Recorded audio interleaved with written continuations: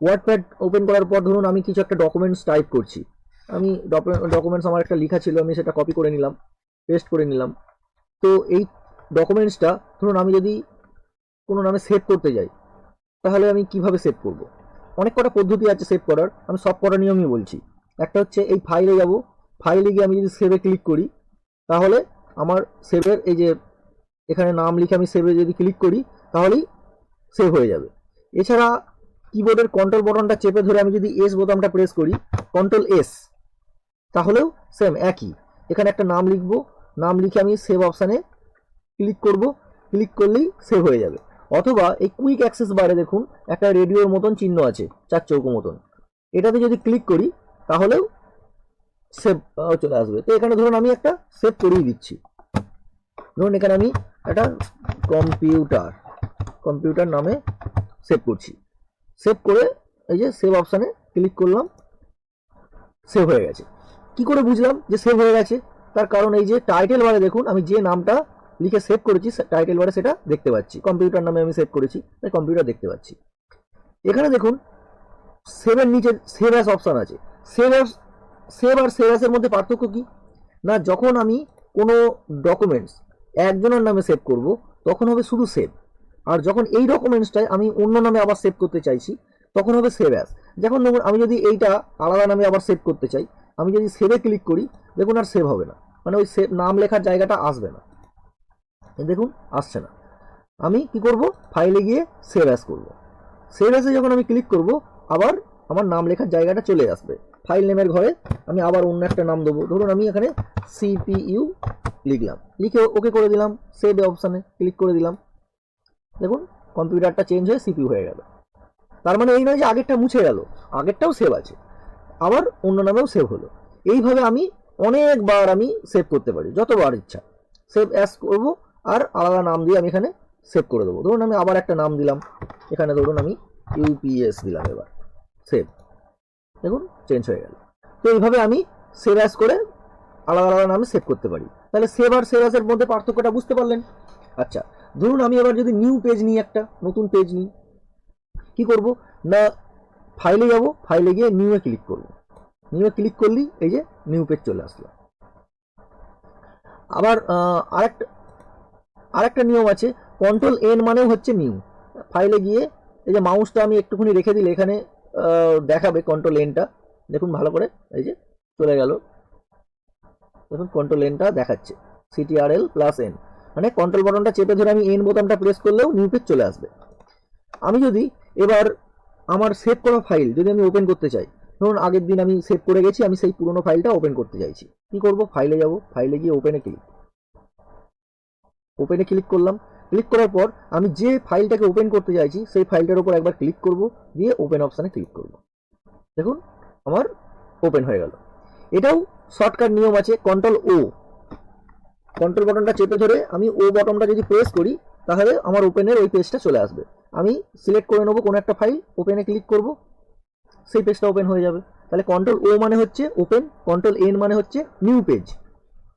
আচ্ছা, নেক্সট আমরা আসবো, এটা যদি আমি কোনো প্রিন্ট আউট দিতে চাই, ধরুন আমি ডকুমেন্টস অনেক সময় কি হয় আমাদের প্রিন্ট আউট দিতে কাজে লাগে, প্রিন্ট আউট করতে হয়। আমি প্রিন্ট আউট বার করতে গেলে কি করব, ফাইলে যাব, ফাইলে গিয়ে প্রিন্ট থেকে গিয়ে প্রিন্ট প্রিভিউ অপশানে আমাদের ক্লিক করতে হয়। ডাইরেক্ট এই প্রিন্টে আমি হবে না, প্রিন্ট করলে হবে না, আগে প্রিন্ট প্রিভিউ করে দেখে নিতে হবে যে আপনার পেজটা ঠিকঠাক আছে কিনা, হ্যাঁ সব কিছু আগে দেখে নিতে হবে। তো প্রিন্ট প্রিভিউ ক্লিক করব। প্রিন্ট প্রিভিউ ক্লিক করার পর আমরা এখানে দেখতে পাচ্ছি এই যে পেজ চলে এসছে। এখানে আমরা যে 100% যে অপশানটা আছে এটাতে আমি ক্লিক করে দিলাম। ক্লিক করার পর এই যে পেজ সেটআপ যে অপশানটা আছে, পেজ সেটআপে ক্লিক করব। পেজ সেটআপে ক্লিক করার পর আমরা দেখতে পাচ্ছি যে সাইজ বলে যে অপশানটা আছে, এই সাইজটা লেটার সাইজ করা আছে, এটাকে আমরা অপশানটাতে ক্লিক করে A4 সাইজ করে নেব। A4 সাইজ হয়ে গেল। আচ্ছা, পেজটা লম্বালম্বি রাখবো না আড়াআড়ি রাখবো সেটা ঠিক করব। এই যে পোর্ট্রেট মানে হচ্ছে লম্বালম্বি, আর ল্যান্ডস্কেপ মানে হচ্ছে আড়াআড়ি।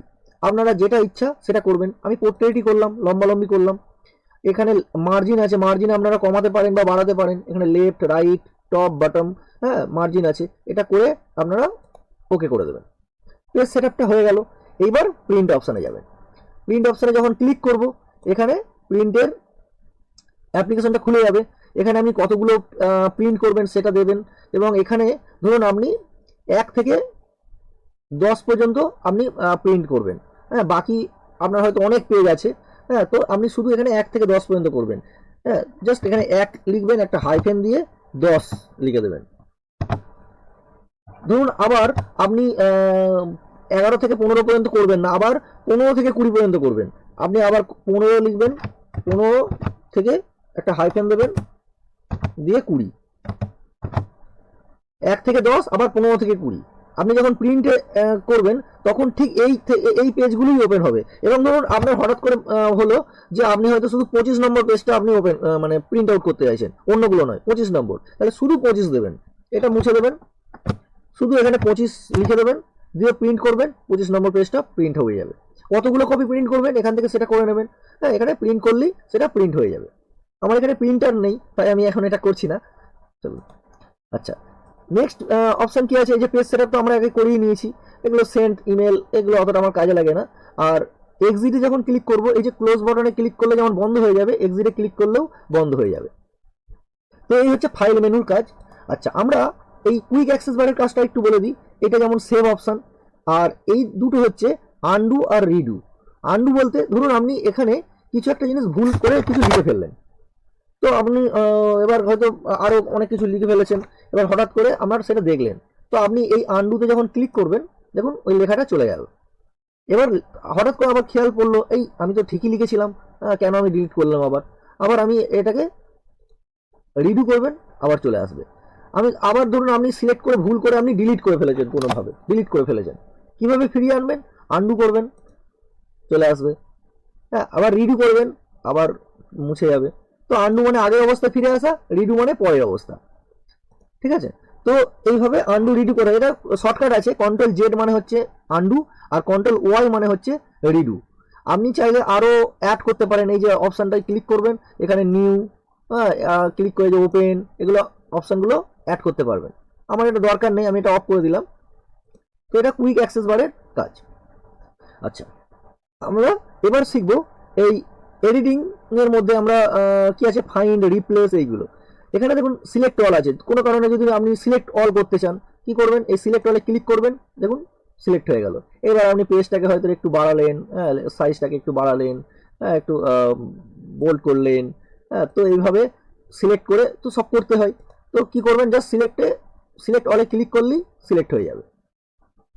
আচ্ছা, এখন আমরা ওয়ার্ডপ্যাডের মধ্যে কোনো একটা পার্টিকুলার ওয়ার্ড আমরা কিভাবে ফাইন্ড করতে হয় বা কিভাবে সার্চ করতে হয় সেটা দেখব। তো কোনো একটা ওয়ার্ড আমরা যদি ফাইন্ড করতে চাই, কি করব না, সবার প্রথমে আগে লেখাটা শুরুতে আগে ক্লিক করে নেবো একবার, যাতে করে এই মাউস পয়েন্টারটা বা কার্সারটা এই প্রথমেই চলে আসে, যেটা উঠছে নামছে এই দাগটা প্রথমে আসছে। এরপরে কি করব না, এই এডিটিং গ্রুপের মধ্যে যে ফাইন্ড বলে অপশনটা আছে, এই অপশনটাতে ক্লিক করব, অথবা কিবোর্ডের কন্ট্রোল বাটনটা চেপে ধরে এফ বোতামটা প্রেস করলেও চলে আসবে। কন্ট্রোল এফ মানে হচ্ছে ফাইন্ড। তো ফাইন্ড অপশানে ক্লিক করব। এখানে আমি যে ওয়ার্ডটাকে সার্চ করতে চাইছি বা ফাইন্ড করতে চাইছি, সেই ওয়ার্ডটা আমি এর মধ্যে লিখবো। সাপোজ ধরুন আমি এখানে কম্পিউটার নামটা আমি সার্চ করছি, COMPUTER, কম্পিউটার। আমি যদি এখানে ফাইন্ড নেক্সট করে দিই, দেখুন সিলেক্ট হয়ে গেল কম্পিউটারটা। এরপরে এই ওয়ার্ডটা কোথায় আছে আমি যদি আবার দেখতে চাই, জাস্ট আমি ফাইন্ড নেক্সটে ক্লিক করব। দেখুন ওয়ার্ডটা কোথায় কোথায় আছে আমরা দেখতে পাচ্ছি। যতবার আমি ক্লিক করব ততবার আমি এটা দেখতে পাবো। এটা আমি সরিয়ে নিই, তাহলে আমার সুবিধা হবে দেখার। দেখুন যতবার আমি ক্লিক করব ততবার আমি দেখতে পাচ্ছি। যখন শেষ হয়ে যাবে তখন এখানে একটা মেসেজ আসবে, WordPad has finish searching the document, আর নেই, ওকে করে দিলাম। আচ্ছা, যদি আমরা রিপ্লেস করি, ধরুন কোনো একটা ওয়ার্ড ভুল আছে, সেই ওয়ার্ডটাকে আমি রিপ্লেস করতে চাইছি। সাপোজ দেখা গেল যে আমি যেখানে যেখানে এই কম্পিউটার আছে, আমি কম্পিউটারটার পরিবর্তে আমি সিপিইউ করতে চাই। কোন একটা ওয়ার্ড আপনার দরকারের কারণের জন্য আপনি রিপ্লেস করবেন, কি করবেন? সেম একইভাবে লেখার প্রথমে আগে ক্লিক করে নেবেন, তারপর এই রিপ্লেস অপশানে গিয়ে ক্লিক করবেন। রিপ্লেস অপশানে ক্লিক করার পর কি করবেন না, ফাইন্ড ওয়ার্ডের যে ঘর আছে, এই ঘরটায় যে ওয়ার্ডটাকে আপনি পরিবর্তন করতে চাইছেন সেই ওয়ার্ডটা লিখবেন। আর রিপ্লেস উইথের ঘরে ওই ওয়ার্ডটার পরিবর্তে যে ওয়ার্ডটা বসাতে চান সেইটা লিখবেন। তো আমি এই কম্পিউটারটা পরিবর্তন করে আমি কি করতে চাই না সিপিইউ লিখতে চাই, যে যেখানে যেখানে আমার কম্পিউটার ওয়ার্ডটা আছে সেটা আমি সিপিইউ করতে চাই। তো আমি আগে ফাইন নেক্সট করি, দেখুন এই যে সিলেক্ট হয়ে গেল। এবার আমি যদি রিপ্লেস করি, দেখুন কম্পিউটারটা সিপিইউ হয়ে গেছে। আবার এখানে এটা আমি রিপ্লেস যদি করি, দেখুন সিপিইউ হচ্ছে। যখন আমি ক্লিক করছি সিপিইউ হয়ে যাচ্ছে। ঠিক নিচেই দেখুন রিপ্লেস অল আছে, আমি যদি রিপ্লেস অলে যদি ক্লিক করে দিই তাহলে সব যেখানে যেখানে কম্পিউটার ছিল সব রিপ্লেস হয়ে যাবে। তো এটা করতে পারেন। আচ্ছা, আপনি যদি পুনরায় আবার আগের অবস্থায় করতে চান, আবার যদি রিপ্লেস করতে চান, কি করবেন, আপনি উপরের সিপিইউটাকে উপরে সিপিইউ লিখবেন আর নিচেই কম্পিউটার লিখলাম। আবার আমি আগের মতন করতে চাই, তো রিপ্লেস অল যদি করি, দেখুন সব চেঞ্জ হয়ে গেছে, আবার আগের মতন হয়ে গেছে। তো এই হচ্ছে রিপ্লেস অল। আচ্ছা, এইবার আমরা যাব এই ভিউ ট্যাবে। ভিউ ট্যাবের কাজ কি না, ভিউ ট্যাবে এখানে দেখুন কি আছে, জুম ইন জুম আউট। আমরা যদি এই প্লাস চিহ্ন জুম ইন যদি করি, দেখুন পেজটা বেড়ে যাচ্ছে, বড় হচ্ছে। আর জুম আউটে যদি ক্লিক করি, জুম আউট মানে পেজটা ছোট হচ্ছে। অথবা এই যে দেখুন এই নিচেতে একটা অপশান আছে, এটাকে বলা হয় স্ট্যাটাস বার। হ্যাঁ, এই যে দেখুন একটা প্লাস মাইনাস আছে, এখানে 90% লেখা আছে। তো এইটাও আমি চেপে ধরে যদি এই পাশে টানি, দেখুন পেজটা ছোট হয়ে যাচ্ছে। একদম মিনিমাম 10% পর্যন্ত ছোট করা যায়, আর এদিকে ম্যাক্সিমাম 500% হ্যাঁ পর্যন্ত বড় করা যায়। তো এইভাবে আমরা ছোট বড় করতে পারি, জুম ইন জুম আউট করতে পারি। আচ্ছা, এখানে দেখুন একটা 100 বলে লেখা আছে। হ্যাঁ, তো এই 100-এর কাজটা কি, 100-এর কাজটা হচ্ছে আপনি জুম ইন বা জুম আউট যাই করেন না কেন, যেরকম অবস্থায় থাকুক না কেন, জাস্ট 100-এ যখনই ক্লিক করবেন আপনার পেজটা 100% অটোমেটিক হয়ে যাবে। যেখানে আপনি ধরুন জুম করলেন, বড় পেজ করলেন, আপনি জাস্ট 100-এ ক্লিক করবেন, 100% হয়ে যাবে। আচ্ছা, রুলারটা কি, রুলার হচ্ছে এই যে স্কেলের মতন আছে, এটা হচ্ছে রুলার। এটা টিক চিহ্ন দেওয়া আছে, মানে ওইটা আছে, এটা টিক চিহ্ন তুলে নিয়েছি, তাই রুলারটা চলে গেল, স্কেলটা চলে গেল। আবার আমি টিক চিহ্ন যদি দিই, আবার স্কেলটা চলে এসছে। আচ্ছা, স্ট্যাটাস বারটা কি, এই নিচেই যে প্লাস মাইনাস যেটা দেখালাম জুম ইন জুম আউট করার, ওটা হচ্ছে স্ট্যাটাস বার। ওটাকে যদি আপনি হাইড করতে চান, দেখুন ওটা চলে যাবে, আবার ওটা টিক চিহ্ন দেবেন, চলে আসবে। তো এটা স্ট্যাটাস বার। আচ্ছা, একটা ইম্পর্টেন্ট এখানে জিনিস আছে, যেটা হচ্ছে ওয়ার্ড র্যাপ। ওয়ার্ড র্যাপের কাজ হচ্ছে, এখানে ক্লিক করলাম, এখানে দেখুন একটা র্যাপ টু রুলার এই অপশনটা করা আছে। রুলার বলতে এই যে স্কেলটা আছে, এই স্কেলে আমি কোনো একটা লেখা যদি আমি এখানে লিখি, ওই রুলার পর্যন্ত যাবে, তারপরে নিচের লাইনে লেখা হয়ে যাবে। আমি দেখুন আমি এখানে একটা কিছু আমি লিখছি, সাপোজ আমি যাই হোক একটা লিখছি, যখনই রুলারের ওখানে যাবে নিচের লাইনে দেখুন চলে এলো। ঠিক আছে, রুলার পর্যন্ত, পেজের এই শেষ পর্যন্ত কিন্তু আসছে না, রুলার পর্যন্ত যাচ্ছে, গিয়ে নিচেই নেমে যাচ্ছে, পরের লাইনে চলে আসছে। তো আমি যদি এই র্যাপ টু উইন্ডো যদি করি, তাহলে দেখুন কি হয়, পুরো উইন্ডো একদম স্ক্রিনের এই মাথা থেকে এই মাথা পর্যন্ত চলে আসবে। এটা হচ্ছে র্যাপ টু উইন্ডো, আপনার উইন্ডোজের ডেস্কটপের যে পেজটা সেইটা দেখাবে, সেই পর্যন্ত চলে আসবে। আর নো র্যাপ যদি করি, তাহলে দেখুন এক লাইনে সব লেখা হয়ে গেছে, দেখুন। হ্যাঁ, এতগুলো লাইন কোনো প্রয়োজনই হলো না।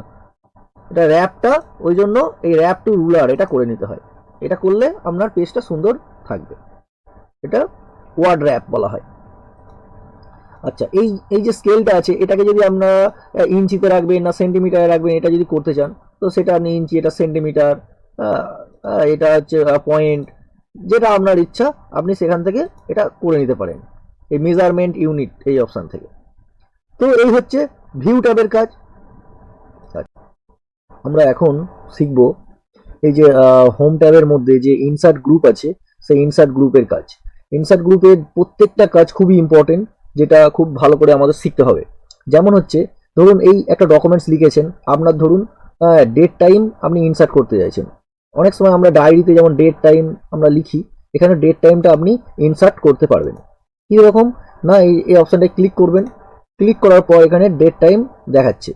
ধরুন আপনি এখানে একটা সিলেক্ট করলেন আপনার পছন্দ মতন ডেট, ওকে করে দেবেন, সেটা এখানে দেখাবে। আপনার এই যে সিস্টেমে যে ডেট টাইমটা আপনার থাকবে এটাই এখানে সেটা দেখতে পাবেন। আপনি টাইমটা যদি দিতে চান আপনি টাইমও দিতে পারেন। এখানে আবার ওই অপশানটা ক্লিক করবেন, ক্লিক করার পর একটা টাইম এখান থেকে সিলেক্ট করবেন, ওকে করে দিন, এটা চলে আসবে। তো ডেট টাইম এইভাবে আপনারা ইনসার্ট করতে পারেন। এরপর যেটা দেখাবো সেটা হচ্ছে আপনি যদি মনে করেন যে কোনো একটা পিকচার, ধরুন আপনি কোনো ধরুন একটা গরুর রচনা লিখছেন, বা হয়তো কোনো বাঘ সম্পর্কে কিছু লিখছেন, বা কোনো একটা ছবি আছে যার সম্পর্কে আপনি লিখতে চান, তো কিভাবে একটা ছবি আপনি এই পেজের মধ্যে নিয়ে আসবেন সেইটা দেখবো। ইনসার্ট কিভাবে একটা পিকচার করবেন। ধরুন আপনি যদি একটা পিকচার ইনসার্ট করতে চান এই পেজের মধ্যে, এই পিকচারটার উপর ক্লিক করবেন, ক্লিক করার পর আপনি একটা ছবি আমার এখানে আছে, একটা ছবি আমি ধরুন এটা নিলাম, নেওয়ার পর আমি ওপেন করি। যখনই ওপেন করব এখানে দেখুন পিকচারটা আমার চলে আসবে। পিকচারটাতে ক্লিক করব, এই যে বিন্দু বিন্দু যে পয়েন্টগুলো এসছে এটা চেপে ধরে আমি ছবিটাকে ছোট করে নিতে পারবো। তো এইভাবে আমরা এই ওয়ার্ডপ্যাড পেজে কোনো একটা ছবি ইনসার্ট করতে পারবো। আচ্ছা, এখানে দেখুন পিকচারের মধ্যে আরো অপশন আছে। যদি আমি এই পিকচারটাকে চেঞ্জ করতে চাই তাহলে কি করব, প্রথমে আগে এই ছবিটার উপর ক্লিক করব, এই বিন্দু বিন্দুগুলো চলে আসবে এগুলো। এরপর পিকচার অপশানে যাব, এই চেঞ্জ পিকচার, চেঞ্জ পিকচারে যদি আমি ক্লিক করি তাহলে আবার ওই আমার যেখানে ছবিগুলো আছে সেইটা ফোল্ডারটা খুলে যাবে। আমি ধরুন আবার একটা পিকচার নিলাম, দিয়ে ওপেন করলাম, পিকচারটা আমার চেঞ্জ হয়ে গেল। ঠিক আছে। আচ্ছা, আর কি অপশান আছে, আবার ক্লিক করি। যদি আমি এই পিকচারটা রিসাইজ করতে চাই, আমার মানে পছন্দ মতন সাইজ করতে চাই, অনেক সময় সাইজ উল্লেখ করে দেয় না, তো সাইজ আমি দিতে চাই, তো এই পিকচার অপশানে যাবো, এই যে রিসাইজ পিকচার এই অপশানটা ক্লিক করব। এখানে দেখুন হরাইজন্টাল ভার্টিক্যাল দুটোই আছে। ধরুন আমি এখানে আমি 50 দিলাম, এখানেও আমি 50 দিলাম, দুটোই 50, ওকে করে দিই। দেখুন হরাইজন্টাল এবং ভার্টিক্যাল দুটোই 50-50 করে দিয়েছি। তো এইভাবে আমরা পিকচার ইনসার্ট করতে পারি, রিসাইজ করতে পারি, চেঞ্জ করতে পারি। আচ্ছা, আমি যদি এই ওয়ার্ডপ্যাডের মধ্যে পেন্টে ড্রয়িং করতে পারি, আমরা কি করেছিলাম পেন্টে এমনি ড্রয়িং করেছিলাম, তো এই ওয়ার্ডপ্যাডের মধ্যেও আমরা ড্রয়িং করতে পারি। পেন্টে পেন্ট অ্যাপ্লিকেশনটাই ওপেন হবে। দেখুন এই অপশানটা আছে, ক্লিক করি, ক্লিক যখনই করব এই যে পেন্টের পেজ ওপেন হয়ে যাবে। এখানে এই বিন্দুটাকে চেপে ধরে আমি এটাকে বাড়িয়ে নিতে পারি। এখানে ধরুন আমি একটা কিছু আঁকলাম, ধরুন যে কোনো কিছু, ধরুন আমি একটা গাছ আঁকলাম, একটা গাছ আমি এখানে আঁকলাম। গাছটা আঁকার পর আমি ক্রস চিহ্নতে ক্লিক করে দিই। এখানে ছবিটা চলে এসছে, এটা বড় হয়ে গেছে, ছোট করে দিই, তাহলে আমরা দেখতে পাবো। দেখুন, ঠিক আছে। তো এইভাবে আমি যদি এই পিকচারটার উপর আবার ডবল ক্লিক করি, আবার ওই পেন্টের ওই পেজটা আবার চলে আসবে। আরও যদি আমি এডিট করতে চাই, কোনো কিছু কালার করতে চাই, সেটা আবার চলে আসবে। আবার ক্রসে গিয়ে ক্লিক করব,